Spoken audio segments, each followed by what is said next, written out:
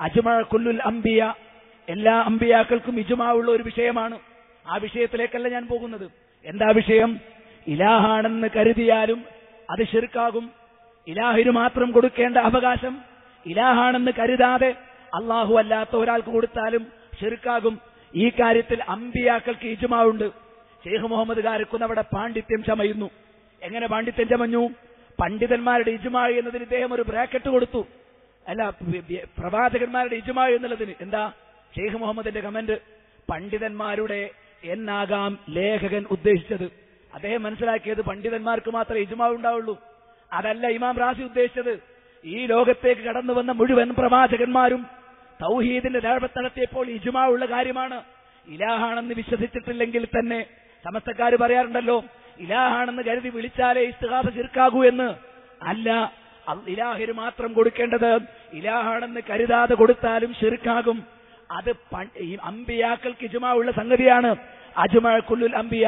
അപ്പൊ Sheikh Mohammed കാരക്കുന്നിന്റെ ഇസ്ലാമിക വിജ്ഞാനീയങ്ങളുടെ ആഴം സൂചിപ്പിച്ചു. ഈ ജാതി കൃതികളിലെ തലമുറിച്ച ഉദ്ധരണികളും അതിൽ നിന്നൊട്ടും മാറില്ല. നിങ്ങൾക്കറിയാമോ, അബുൽ മൗദൂദി മുഴുവൻ മുസ്ലിങ്ങളും കാഫിറാണ് എന്ന് പ്രഖ്യാപിക്കുന്ന ഒരു പുസ്തകമുണ്ട്, ജമാഅത്തെ ഇസ്ലാമിയുടെ സന്ദേശം. ശ്രദ്ധിക്കണം, ഇന്ന് ഈ പുസ്തകം എന്തേ IPH വാങ്ങാൻ കിട്ടാത്തത്? ഇത് മലയാളത്തിൽ ഒരിക്കൽ പ്രസിദ്ധീകരിച്ചു. ഇന്ന് ഈ പുസ്തകം ഈ പേരിൽ ജമാഅത്തെ ഇസ്ലാമിയുടെ പുസ്തകശാലകൾക്ക് സ്റ്റാളിൽ കിട്ടുകയില്ല. ഈ പുസ്തകത്തിന് ഉറുദു പതിപ്പുണ്ട്. എന്താ അതിന്റെ പേര്? ജമാഅത്തെ ഇസ്ലാമി കി ദഅവത്ത്. ഇതിന് ഇംഗ്ലീഷ് പതിപ്പുണ്ട്, the message of Jamaat-e Islami. അപ്പൊ അബുൽ മൗദൂദി, ജമാഅത്തെ ഇസ്ലാമിയുടെ സ്ഥാപകനായ അബുൽ മൗദൂദി ജമാഅത്തെ ഇസ്ലാമിയുടെ സന്ദേശം അവതരിപ്പിക്കുന്നു. മലയാളത്തിൽ ആദ്യകാലത്ത് ജമാഅത്തെ ഇസ്ലാമിയുടെ സന്ദേശം എന്ന പേരിൽ പ്രസിദ്ധീകരിച്ചു. ഒരുപാട് പുസ്തകങ്ങൾ ജമാഅത്തെ ഇസ്ലാമിക്കാർ പിൻവലിച്ചിട്ടുണ്ട്. ആ കൂട്ടത്തിൽ ഈ പുസ്തകം ഈ പേരോടുകൂടി ഇന്ന് കാണാൻ സാധ്യമല്ല. എന്നാൽ അതിന്റെ ഇംഗ്ലീഷ് പതിപ്പും ഉറുദു പതിപ്പും ഇപ്പോഴും മാർക്കറ്റിൽ ലഭ്യമാണ്.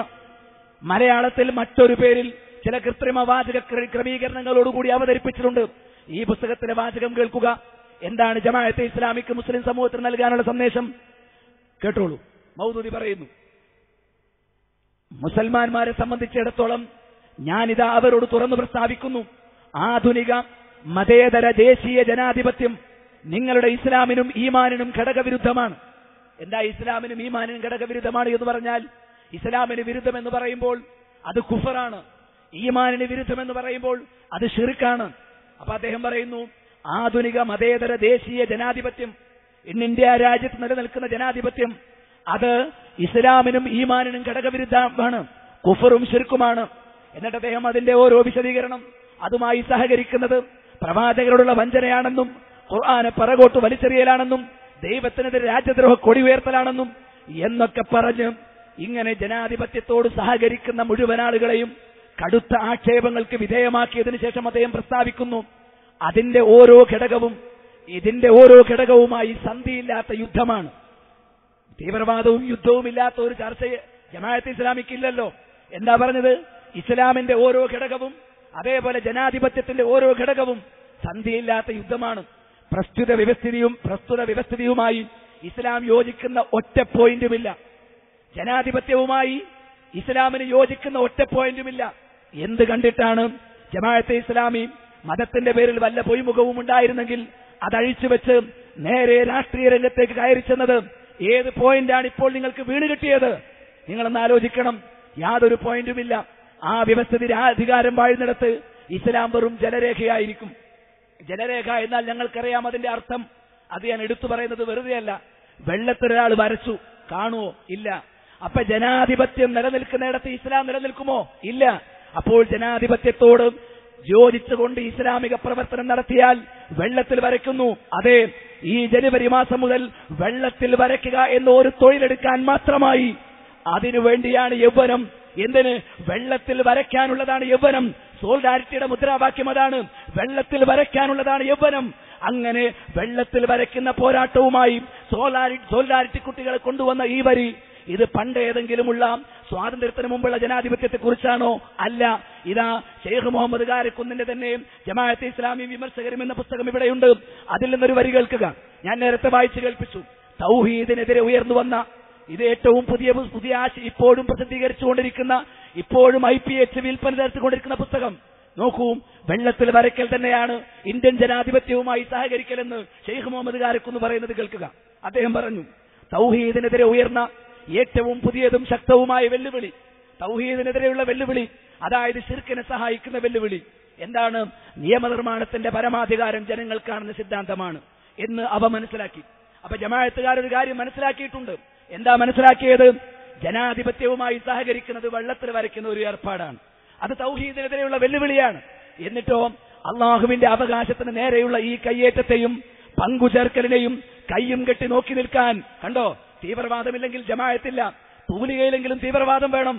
പക്ഷേ ജമാഅത്തിന്റെ സൂറ കൂടിയിട്ട് വാളെടുക്കാൻ സ്വന്തം അനുയായികളെ പോരാടാനുള്ളതാണ് എന്ന് മുദ്രാവാക്യം എഴുതി വപ്പിക്കുമെന്നല്ലാതെ പോരാട്ടത്തിന്റെ ഒരു വാളെടുക്കാൻ മൗദൂദി പാകിസ്ഥാനിലോ അതേപോലെ അദ്ദേഹത്തിന്റെ കേന്ദ്രങ്ങളിലോ പണ്ട് വാളെടുത്ത് രക്തം ചിന്തിയതുപോലെയുള്ള നിലവാരത്തിലേക്ക് കൊണ്ടുവരാൻ ഇവിടെ സോൾഡാറ്റിക്കാരെ തൽക്കാലം അനുവദിക്കുന്നില്ലെങ്കിലും വാചകത്തിൽ തീവ്രവാദത്തിനൊരു കുറവുമില്ല. അതുകൊണ്ട് മൗദൂദി ആദർശം സ്വീകരിച്ചവർ പോരാടാൻ വേണ്ടി എന്ത് ചെയ്തു എന്നറിയാമോ? ജമാഅത്തെ ഇസ്ലാമി എന്ന പിതാവിന്റെ തൊപ്പി ഊരി വെച്ച് സെമി ഉണ്ടാക്കി, NDF ഉണ്ടാക്കി, പോപ്പുലർ ഫ്രണ്ട് ഉണ്ടാക്കി. മൗദൂദി പഠിപ്പിച്ച പോരാട്ടം ക്രമേണ തുടങ്ങാൻ അവർ ചെറിയ ശ്രമം തുടങ്ങിക്കൊണ്ടിരിക്കുന്നു. എന്നിട്ട് അദ്ദേഹം പറഞ്ഞു, അള്ളാഹുവിന്റെ അവകാശത്തിന് നേരെയുള്ള ഈ കയ്യേറ്റത്തെയും പങ്കുചേർക്കലിനെയും കയ്യും കെട്ടി നോക്കി നിൽക്കാൻ ഇസ്ലാമിക പ്രസ്ഥാനങ്ങൾക്ക് സാധ്യമല്ല. മനസ്സിലായില്ലേ? ഞങ്ങൾ പറയുന്നത് ഇങ്ങനെ മയിലാടാനുള്ളതല്ല യൗവനം എന്നാണ്. തോന്നിയതുപോലെ പറഞ്ഞ് കയ്യും കെട്ടി നോക്കി നിൽക്കാനുള്ളതല്ല എന്ന് പറഞ്ഞു ചെറുപ്പക്കാരെ ആവേശം കൊള്ളിച്ച് തീവ്രവാദ പ്രസ്ഥാനങ്ങളിലേക്ക് അണിനിരത്താൻ പ്രോത്സാഹിപ്പിക്കുന്ന വരികൾ കൊടുത്ത് തീവ്രവാദികൾക്ക് വേണ്ടി അസറ്റുകളെ ഉൽപ്പാദിപ്പിച്ചു വിടുന്ന ഒരു ഓഫീസായി ജമാഅത്തെ ഇസ്ലാമിയുടെ സംഘടനാക്രമം മാറിയെന്ന് പറഞ്ഞാൽ നിങ്ങൾക്ക് നിഷേധിക്കാൻ കഴിയില്ല. അതാണ് കയ്യും കെട്ടി നോക്കി നിൽക്കാൻ കഴിയില്ല. അതേ പുസ്തകത്തിൽ തന്നെ അദ്ദേഹം വിമർശകരുടെ നിലപാട് വിശദീകരിച്ചുകൊണ്ട് വീണ്ടും പറയുന്നു, കേൾക്കുക. ഷെയ്ഖ് മുഹമ്മദ് പറഞ്ഞു, ആധുനിക ലോകത്ത് തൗഹീദിനെതിരെ ഉയർന്നു വന്ന അതിശക്തമായ വെല്ലുവിളികളിലൊന്ന്, കേൾക്കണം, അടുത്ത പാരഗ്രാഫാണ്. ഈ ആധുനിക ലോകത്ത്, പണ്ടത്തെ ജനാധിപത്യമല്ല, ഇപ്പോഴത്തെ ആധുനിക ലോകത്ത് തൗഹീദിനെതിരെ ഉയർന്നു വന്ന അതിശക്തമായ വെല്ലുവിളികളിൽ ഒന്ന് സാമൂഹിക, സാമ്പത്തിക, രാഷ്ട്രീയ മേഖലകളിലെ നിയമനിർമ്മാണത്തിന്റെ പരമാധികാരം ജനങ്ങൾക്കാണെന്ന സിദ്ധാന്തമാണ്. ഇന്ത്യൻ ഭരണവ്യവസ്ഥയുടെ അടിസ്ഥാനവും അതുതന്നെ. ഇന്ത്യൻ ഭരണവ്യവസ്ഥയുടെ അടിസ്ഥാനവും തൗഹീദിനെതിരെയുള്ള വെല്ലുവിളിയും ശിർക്കുമാണ് എന്ന് ജമാഅത്തെ ഇസ്ലാമി പഠിപ്പിച്ചു. അതുകൊണ്ട് തന്നെ കുറച്ചു കാലം മുമ്പ് ജമാഅത്തെ ഇസ്ലാമി ഒരു രാഷ്ട്രീയ പ്രസ്ഥാനം രൂപീകരിക്കാനും അതേപോലെ രാഷ്ട്രീയ സംഘമായി നിലകൊള്ളാനും ഇങ്ങനെ അണിയറ നീക്കങ്ങൾ നടത്തുന്നുണ്ടോ എന്ന് പത്രക്കാർക്കൊക്കെ ഒരു സംശയം. അപ്പോ അവർ ചില ചോദ്യങ്ങളൊക്കെ ഉന്നയിച്ചു. അങ്ങനെ പ്രബോധനത്തിലേക്ക് അതിന്റെ പേരിൽ ഒരു സുഹൃത്ത് കഴിഞ്ഞ 2006 ഏപ്രിൽ 15 ഒരു ചോദ്യം അയച്ചു. അത് വിശദീകരിച്ചുകൊണ്ട് എന്തൊക്കെയാണ് ഒരുപാട് വിശദീകരണങ്ങൾ ഇസ്ലാമിന്റെ മൗലികതയിലും ജമാഅത്ത് സജീവ രാഷ്ട്രീയത്തിലേക്ക് ഇറങ്ങുന്നതിനെ കുറിച്ചുള്ള വാർത്തകളും വിശകലനങ്ങളും അടുത്ത കാലത്തായി ധാരാളമായി വരുന്നുണ്ടല്ലോ. ഇതാ ചോദ്യം. ഇത് 2006 ഏപ്രിലാണ്. എന്താ ചോദ്യം? ഈ വെള്ളത്തിൽ വരയ്ക്കുന്ന തൗഹീദിനെതിരെയുള്ള ശക്തമായ വെല്ലുവിളിയായ ഇന്ത്യൻ ഭരണഘടനയുടെ അടിസ്ഥാനമായ ആധുനിക ജനാധിപത്യം മൗദൂദി പറഞ്ഞതും ഷെയ്ഖ് മുഹമ്മദ് കാരക്കുന്ന് ഉൾപ്പെടെയുള്ള ജമാഅത്തിന്റെ അധിഷ്ഠിത അമീർ ഉൾപ്പെടെയുള്ള ആളുകൾ ജമാഅത്തുകാർ വിശ്വസിക്കുന്ന ഈ കാര്യത്തെക്കുറിച്ച് ചോദ്യം വന്നപ്പോൾ ഉത്തരം എന്താ അറിയോ? അങ്ങനെ ഒരു ധാരണ വരുന്നുണ്ട്. അതെ, അങ്ങനെ വരുന്നുണ്ട്. കേരളത്തിൽ സോളിഡാരിറ്റിയുടെ രൂപീകരണവും അതിൽ ലഭിക്കുന്ന ജനകീയ അംഗീകാരവുമാണ് ഇങ്ങനെയൊരു പ്രചാരണത്തിന്റെ ഒരു കാരണം എന്നിങ്ങനെ പറഞ്ഞിട്ട് പറയാണ്, യഥാർത്ഥത്തിൽ സോളിഡാരിറ്റിയെ ഒരു രാഷ്ട്രീയ പ്രസ്ഥാനം എന്ന നിലയ്ക്കല്ല ജമാഅത്ത് കാണുന്നത്. അങ്ങനെ അതിന്റെ അംഗത്വം 40 വരെയുള്ളവർക്കായി പരിമിതപ്പെടുത്തുമായിരുന്നില്ല. എന്നിട്ട് അദ്ദേഹം നയം വ്യക്തമാക്കുകയാണ്. നോക്കണം, വല്ല കൂറുമുണ്ടോ ഈ രാജ്യത്തെ മുസ്ലിം ജനതയോട് ജമാഅത്തെ ഇസ്ലാമിക്ക്? അതിന്റെ ഔദ്യോഗിക പ്രസിദ്ധീകരണം പറയുന്നത് കേൾക്കുക. രാഷ്ട്രീയപരമായി, അതായത് ജനാധിപത്യത്തിലെ രാഷ്ട്രീയത്തോട് ഇസ്ലാമിന് യോജിക്കുന്ന ഒരു പോയിന്റുമില്ല. മുസ്ലിം അതിനോട് സഹകരിച്ചുകൂടാ.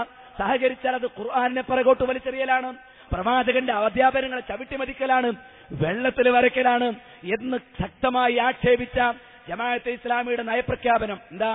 രാഷ്ട്രീയ കക്ഷിയായി രംഗപ്രവേശനം ചെയ്യാൻ ജമാഅത്തിന് ഉദ്ദേശ്യമില്ല.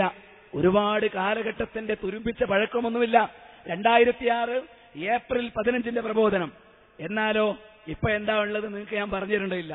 ഇപ്പൊ എന്താണെന്നുള്ളത് കണ്ടു തന്നെ അറിയണം.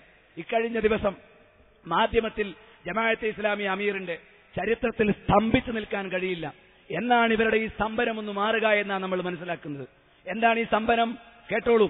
അങ്ങനെ ജമാഅത്തെ ഇസ്ലാമി ഇതാ ചോദിക്കുകയാണ്, ജമാഅത്തെ ഇസ്ലാമിയുടെ രാഷ്ട്രീയ പ്രവേശനവുമായി ബന്ധപ്പെട്ടും സ്ഥാപിച്ചും ഇതാ ഈ ജനുവരി മുതൽ ഏതാണ്ട് നമ്മൾ മതസംഘങ്ങൾക്ക് ജമാഅത്തെ ഇസ്ലാമിക്കും പോപ്പുലർ ഫ്രണ്ടിന് NDF-ന് യാത്രയപ്പെടുത്തു. എന്താണ്? മതപ്രബോധന ഫീൽഡിൽ ഇനി ആ പേരും പറഞ്ഞു നിൽക്കില്ലല്ലോ. മതപ്രബോധനമാണ് നടത്തുന്നത് എന്ന് പറഞ്ഞ് രാഷ്ട്രീയ പ്രവർത്തനത്തെ കൊണ്ടുപോകാനുള്ള ശ്രമം ഇനിയെങ്കിലും ഉണ്ടാകില്ലല്ലോ.